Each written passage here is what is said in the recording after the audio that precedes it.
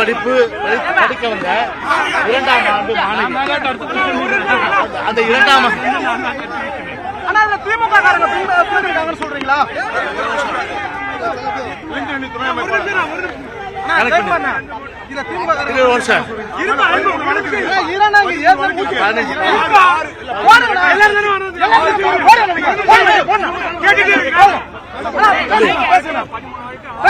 ஒரு கடைக்கோடி மாவட்டத்திலிருந்து சென்னையில் உள்ள அண்ணா பல்கலைக்கழகத்தில் படிக்க வந்த ஒரு மாணவி, 2ஆம் ஆண்டு படிக்கின்ற அந்த மாணவி ஒரு கொடுமையான முறையில் பாலியல் பலாத்காரம் செய்யப்பட்டது.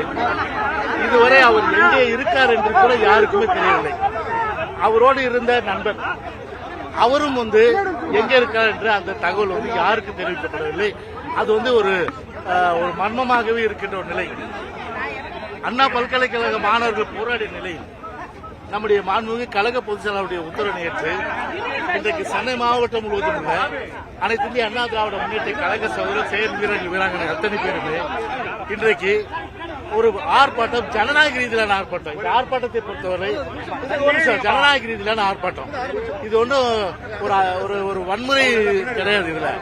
ஆனால் இது தடை செய்யப்பட்ட பகுதி சொல்லி போலீஸ் சொல்றாங்க.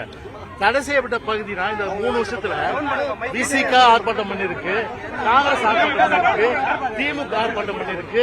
இன்னைக்கு எல்லாமே ஆர்ப்பாட்டம் பண்ணி அவங்க மேல எந்த வழக்கு கிடையாது.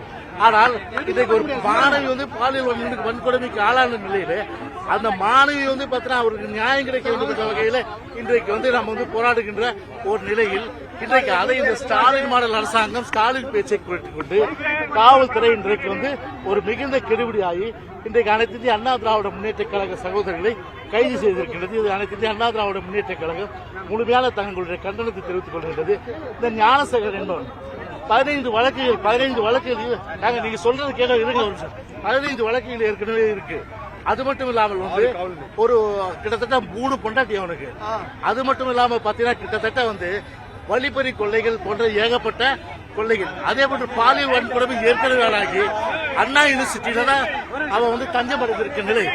அண்ணா யூனிவர்சிட்டி இந்த சிசிடிவி கேமரா வெளியிடணும். ஏற்கனவே சென்னையில அவிஞ்சிகிற பகுதியில ஒரு சிறுமி பாலியல் பலாத்காரம் பண்ணப்பட்ட பிறகு அதை கூட இந்த அரசாங்கம் பாத்தீங்கன்னா ஒரு நியாயம் கிடைக்காம இந்த சிபிஐ இன்றைக்கு அப்பீல் செய்திருக்கிறார். எந்த அளவுக்கு இன்றைக்கு ஒரு சிறுமி முதல் இன்றைக்கு முதியோர் வரை இன்றைக்கு கைது செய்யப்படுகின்ற இன்றைக்கு பாலியல் வன்கொடுமைக்கு ஆளாகின்ற ஒரு நிலைமை தான் இன்றைக்கு ஏற்படுத்தியிருக்கிறது. இது தமிழ்நாடு ஒரு தலைகுனிவு, ஒரு வெட்கப்பட வேண்டிய, வேதனைப்பட வேண்டிய, தமிழர்கள் அத்தனை பேரும் இன்றைக்கு வேதனைப்படக்கூடிய ஒரு விஷயம்.